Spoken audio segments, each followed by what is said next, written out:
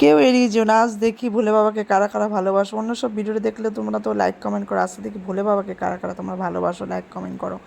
ভোলে বাবার ভিডিওটা তোমাদের সামনে এসেছে, তোমার অনেক ভাগ্য তোমাদের, তোমরা ভোলে বাবাকে দর্শন করতে পেরেছো। যে যেখানে আছো সেখান থেকে ভোলে বাবাকে দর্শন করো। মনের যত দুঃখ কষ্ট ভোলে বাবাকে মনে মনে ভোলে বাবাকে জানাও। তোমাদের সকলের যেন দুঃখ কষ্ট দূর করে ভোলে বাবা, যেন সকলের যেন মনে শান্তি ফিরে আসুক। দেখো ভোলে বাবাকে আজকে সোমবারে ভোলে বাবার সবচেয়ে প্রিয় বেলপাতা অর্পণ করা হয়েছে, ধূর্ত ফুল অর্পণ করা হয়েছে। বেলপাতা অর্পণ করলে মনস্কামনা পূর্ণ হয়, ধূর্ত ফুল অর্পণ করলে মনের যত কষ্ট দুঃখ দূর হয়। তোমরা ভোলে বাবার ভোগ প্রসাদ দর্শন করো, ভোলে বাবাকে দর্শন করো, কেউ এড়িয়ে যেও না। ভোলে বাবা যেন সকলের মনের যত দুঃখ কষ্ট দূর করে সকল ভক্তের।